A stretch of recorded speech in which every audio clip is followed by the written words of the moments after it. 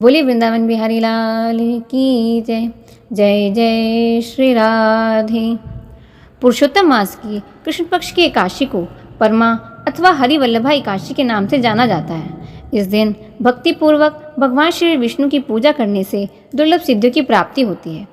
एक बार धर्मराज युधिष्ठिर जी बोले, हे वासुदेव, अब कृपा करके आप मुझे अधिक मास की कृष्ण पक्ष की एकादशी का नाम, उसके व्रत की विधि और महात्म्य को विस्तार पूर्वक बताइए। तब भगवान श्री कृष्ण जी बोले, हे राजन, इस एकादशी का नाम परमा है। इस व्रत के प्रभाव से समस्त पाप नष्ट हो जाते हैं। व्यक्ति इस लोक में सुख भोग कर अंत में मुक्ति को प्राप्त करता है। इस दिन भगवान श्री विष्णु का भक्ति पूर्वक पूजन करना चाहिए।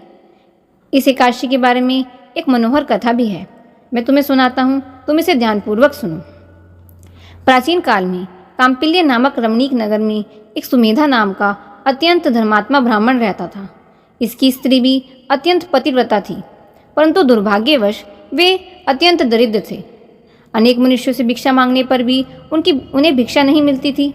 इस कारण भली प्रकार भोजन, वस्त्र और रहने का उनके पास स्थान भी नहीं था। ब्राह्मण की पत्नी अपने पति के साथ अत्यंत कठिनता से जीवन का निर्वाह किया करती थी। कई कई दिनों तक भी उन्हें उपवास करना पड़ता था, परंतु उसकी पतिव्रता स्त्री खुद भूखी रहकर भी अतिथि का सत्कार अवश्य करती थी। अपने मुख पर कभी भी कोई मलिनता तक नहीं आने देती थी। साथ ही अपने पति से कभी भी किसी भी वस्तु की याचना न करती। भूख और गरीबी के कारण उसका शरीर दिन ब दिन दुर्बल होता जा रहा था। अपनी स्त्री का दुर्बल शरीर और घर में अन्न का अभाव देख सुमेधा ब्राह्मण एक दिन अपनी स्त्री से कहने लगा, हे प्रिय, यदि मैं किसी श्रेष्ठ मनुष्य से धन मांगता हूँ तो मुझे कोई कुछ नहीं देता। मैं क्या करूँ, कहाँ जाऊँ? बिना धन के घर के कार्य सिद्ध नहीं होते। मुझे तुम आज्ञा दो तो मैं विदेश जाऊँ, जिससे मैं कुछ धन प्राप्त कर सकूँ। मुझे कुछ यत्न तो करना ही होगा, क्योंकि बिना यत्न किए कार्य की सिद्धि नहीं होती। हताश पति के दुख भरे वचन सुनकर ब्राह्मणी विनीत भाव से बोली, हे स्वामी, यद्यपि मैं कोई विद्वान पंडित नहीं हूँ, फिर भी आपकी आज्ञा से कुछ कहना चाहती हूँ। पूर्व जन्म में जो मनुष्य विद्या, धन और भूमि का दान करते हैं, उन्हें ही इस जन्म में विद्या, धन और भूमि मिलती है।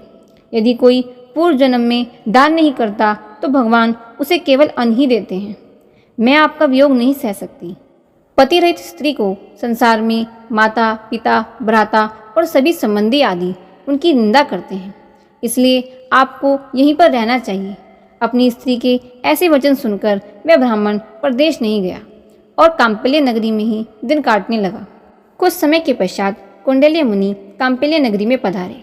उनको आता देख सुमेधा और उसकी पत्नी ने ऋषि कौंडिल्य को प्रणाम किया और कहा कि आज हम आपके दर्शन से धन्य हो गए। आज हमारा जीवन आपके दर्शन मात्र से ही सफल हो गया। और उन दोनों ने उन्हें अपने घर ले जाकर आसन दिया और भोजन करवाया।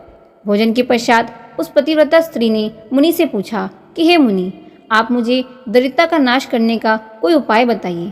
मैंने अपने पति को परदेश में धन कमाने जाने से रोका है। मुझे पूर्ण विश्वास है कि आप हमारी दरिद्रता को दूर कर सकते हैं।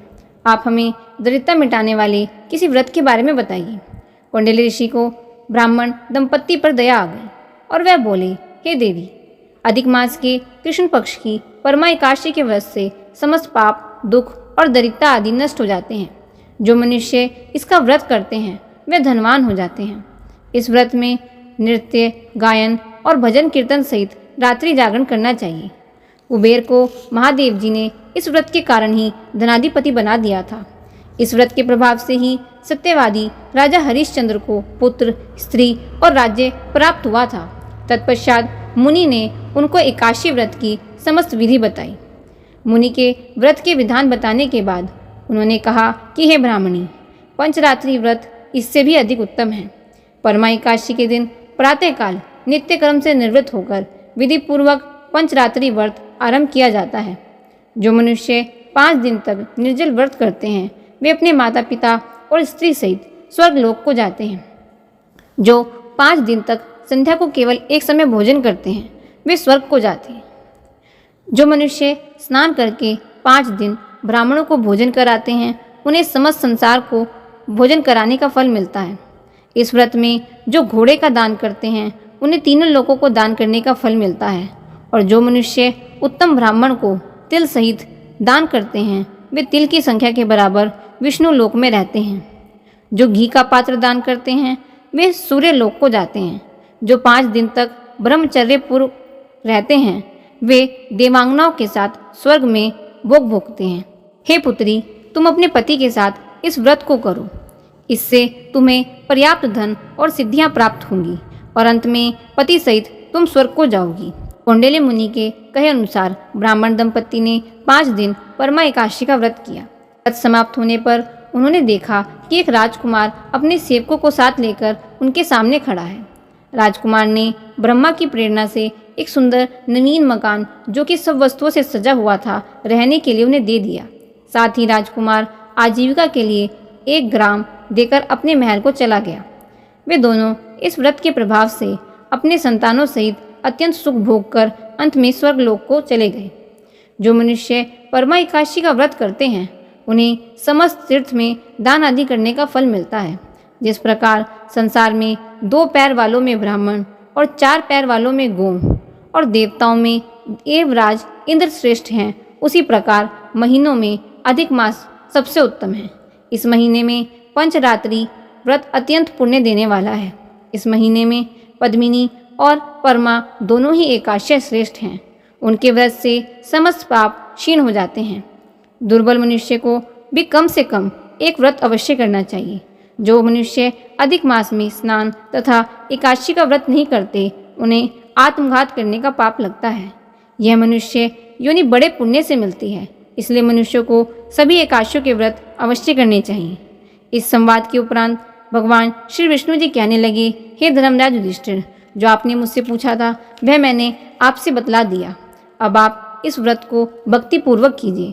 जो मनुष्य अधिक मास की एकादशी तथा शिवरात्रि का व्रत करते हैं वे स्वर्ग में इंद्र के समान भोग भोगते हैं और वह तीनों लोक में वंदित होकर भगवान श्री हरि विष्णु जी के लोक को प्राप्त करते हैं। बोले वृंदावन बिहारी लाल की जय। जय जय श्री राधे।